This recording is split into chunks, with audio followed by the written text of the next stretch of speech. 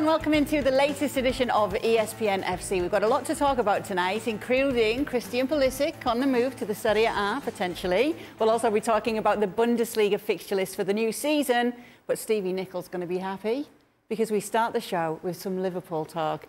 Dominik Szoboszlai is set to join Liverpool after the club have triggered his €70 million release clause right before the deadline when his clause would have expired. The Hungarian international set to sign a long-term contract with the club and will join Alexis McAllister as another summer signing for Jurgen Klopp. Let's welcome in Aage Fjortoft and also Frank Leboeuf to talk more about this. Jan, I'll start with you. What do you like about Dominik Szoboszlai? Well, I like that he is a young player. I like that he can play in a lot of different positions.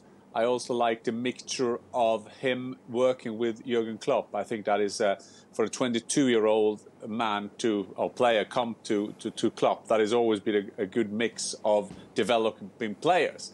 Having said that, I understand that the Liverpool fans will be happy that they will get in today's market. They will get McAllister, Szoboszlai for under €100 million. They will think that is a good deal.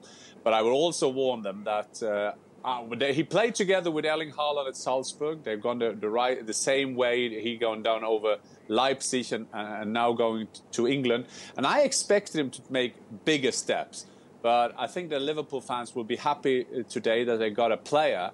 But this is not a player that will score you 3 goals the first game of the season. He is still a player that need to be developed. But the good news for Liverpool, they got Jurgen Klopp, and he has developed some players before. What do you think, Stevie? Happy? Yes, absolutely. Yeah, and I think that's the key. That everybody, when they talk about this guy, talks about how he has more in his locker. Well, from what I've seen, the guy ain't bad right now. I don't see any reason why he doesn't go into the Liverpool side straight away. And if we're talking about the majority of so-called experts, we all agree that he's going to get better. So this is a great signing. But so you see him in the side straight away? I don't see why not. I don't see who's going to be ahead of him or why they should be ahead of him. You know, Henderson's getting on a little bit. You know, you got Harvey Elliott, who's getting better, who's getting more experienced. He certainly doesn't have the experience or the kind of football knowledge right now that Szoboszlai has. So, yeah, absolutely. McAllister, Fabinho, a Fabinho who's rested, who we expect to be back to the old Fabinho, along with these two. And again, I think Klopp's always been looking to get, you know, his best midfield was Wijnaldum, Fabinho and Henderson. And they were all about just winning the ball back, let's be honest. You know, you weren't expecting any goals from any of them. And I think ever since that three were disbanded, so to speak, he's been trying to get some players who can do the work that they did, but have a little bit more. He thought he had it with Keita, didn't happen. He probably thought he had it with Thiago. Obviously, he thought he would get more going forward than defensively. But I think with McAllister and now Szoboszlai, I think he gets that. So, yeah, absolutely, it's exciting for Liverpool. So let me go back to you then, Jan, because it sounds as though you think he won't start straight away, or he shouldn't. No, I'm just putting in that, I mean, as a football fan, you will always love, and we will talk about different players today, and you have to ask yourself, as a fan, this is a stage of the season, this is a transfer window where we love to get new players into the club. I don't think a lot of Liverpool players know all about this player. But this is Stevie puts it right, that he is a man with a lot of potential. He can go places, let's put it that way. And he's one of the talents in Europe at the moment. I'm not sure that I'm so optimistic like Stevie that he will go straight into the team, but I still think that he has the potential to be a great Liverpool player. But he needs to adjust to that, and that's what I said. You go from Austrian football into Leipzig, you go from Leipzig to Liverpool. This is the biggest step he will take in his career. But remember, there is a sporting director called Schmatke, who is a German, who knows this player very well. He's doing this for 3 months' time. Maybe that will be permanent. But Jurgen Klopp knows him. We've seen a lot of this player. And who are we to say that Klopp is making the wrong decision here? But I'm just saying that just make sure that you're not over-optimistic, that this is the guy who will put you up 3-4 places on the table from day one. This is a player, I will compare him a bit with Gakpo. Maybe Gakpo was a bit further because of for the national team. He is a part of Holland compared with Hungary. But it's a pattern, the kind of players that Liverpool take on now. And Szoboszlai is one of them, and it just fits into the pattern of Liverpool recruitments at the moment. What do you think of the move, Frank? Kate. Yes, I think it's a very good move. And I saw the team sheet that you just put. Yeah, I can agree with that in a perfect world. That the guy comes, playing on the right side. But I don't know if you noticed at the end of the season, but Trent Alexander-Arnold was playing in another position. And you will have to deal with that, because that's the new deal. That's not the 2 years ago Liverpool team. That's a team who came back from nowhere, who is changing one guy who we all know is absolutely fantastic with the ball and can have, and I'll try to be nice, some weaknesses defensively. So I don't think Alexander-Arnold is going to play in that position.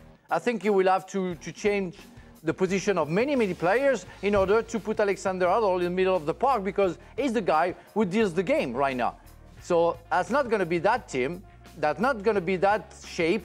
That's going to be different. And I'm looking forward to seeing how Mr. Klopp is going to deal with the new signings, but also definitely with the new positioning of Alexander-Arnold.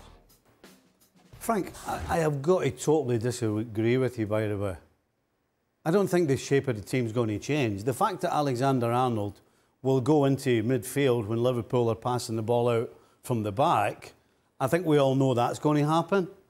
But as soon as, A, they lose the ball, or Alexander-Arnold sniffs that the ball's going to be lost, then they're going to go into a 4-3-3 shape defensively. And Alexander-Arnold is going to have to get back in that right-hand spot. And the other question I have as well is, does Klopp go along with what happened in the last 10 games of the season with Alexander-Arnold? Because, quite frankly, there were pretty much 8 or 9 dead games, dead rubbers. There was nothing on them. And so he could waltz into the middle of the park, start spraying balls around, and Liverpool's winning games, and all of a sudden, oh my goodness, this guy has to be in the middle, this guy has to do this. I'm not so sure that it's going to be so easy for Klopp just to tell him to go in the middle of the park. He won't start in the middle of the park for sure, and absolutely, in my opinion, he will go back to right back and try and get in the middle and get on the ball when he can. Having said that, Stevie, I think that the coaches also are influenced from each other. They will see Stones' role at Manchester City. So I think that in Klopp's mind that he will like to have Arnold in there. I take your point that he will go back then in his position defensively. But and we saw that Guardiola, one of the key to Stones being good is that he put 3 centre halves at the back. With that with that Liverpool team that we saw that won't happen, because you will have a Robertson there, and where will you put Arnold then defensively and all that kind of stuff. But I think that the plan is to start with Arnold in that position, because I think also a Klopp will be romantic, and he's always also be influenced by Guardiola doing that with John Stones. So start in what position then, just to clarify, Jan? In the midfield? Yeah, I would think that he will. Now, I would think when we will get the starting lineup before a game, he will put him in a right back. But when we start the game, he will go in there, and then I'm understanding what Frank is saying. When they have the ball, then the other play, but then the players have to adjust. And are they? Is Szoboszlai, is he then ready to take and cover that space if they're losing ball? Because in an ideal world, Steve, it's not that when we have the ball, when we don't have the ball. What's interesting in football is like the 1 or 2 seconds between those kind of positions. And that's the key, though. Although I'm saying he's going to move into the middle of the park, it's when the ball's lost, then pretty much every team does the same thing. They have when you lose the ball, we need to get into A shape. And Liverpool's shape is 4-3-3. And so wherever he is on the field when they have the ball, as soon as the ball's lost, he has to get his backside back in there, the way he did before when he was playing as a more orthodox right back, because he would disappear away up the line, and then everybody else, their job was to cover the hole that he's left until he gets back in there. I don't see that changing. It'll be the same plan. Yeah, but Stevie, my concern is because he plays in the middle of the park when they have the ball, and he goes everywhere. We sometimes saw him last season, even on the left side. So if you're saying that as soon as they lose the ball, he has to go back into this position. If he's 50 yards away from this position, and you know that you have a counter-attack against Liverpool, he will have no time to go back into position. It's nice if you have a remote control, you can stop the game and he can go back, but otherwise, the counter-attack is going to go fast, and it's going to be a problem. Somebody will have to cover him and anticipate the loss of the ball. And that's the interesting thing about when I was talking about the 10 games at the end of last season meaning diddly squat. It's okay for you, Alexander-Arnold, to disappear on the left. And it's okay for Jurgen Klopp to say, oh, well, he's getting the ball, that's okay. I'm saying that when the season starts, it's a different ball game. It's not we're done and dusted with everything and we can just play the way we want and he can go there and he can go there. There's going to be have to be a lot more jobs done stringently, and that includes Alexander not disappearing to the left-hand side, because you can't do that in a proper game against a proper team. Now, it's quite interesting discussion because we are you saying those 10 last games, it doesn't count that much in terms of making a strategy for a new season. That is a fair point. But my point is that when you saw the end of the season of Manchester City, when you see how good things work with John Stones in there, but mind you, then Manchester City put 3 centre-halves in there. So maybe that is an argument for what you're saying. They go back to their back four and everything. But I'm 100% sure, but it's just an opinion. I have no idea if it will happen, but I'm 100% sure that at the moment, Klopp will be planning to get Arnold, when they have the ball, into midfield. And then I will be a bit worried. Remember, with Robertson on the left side, will he bang on as well? Or does he then have to be back there covering? And I think that is a part of Frank's point, if I understood it right. Well, I think number one, Robertson absolutely will be the one that'll stay. But I think John Stones is the perfect example. And if you remember, I don't remember John Stones once ever being on the left-hand side of the field ever. His position was always the right-hand side of the right-hand side of the field.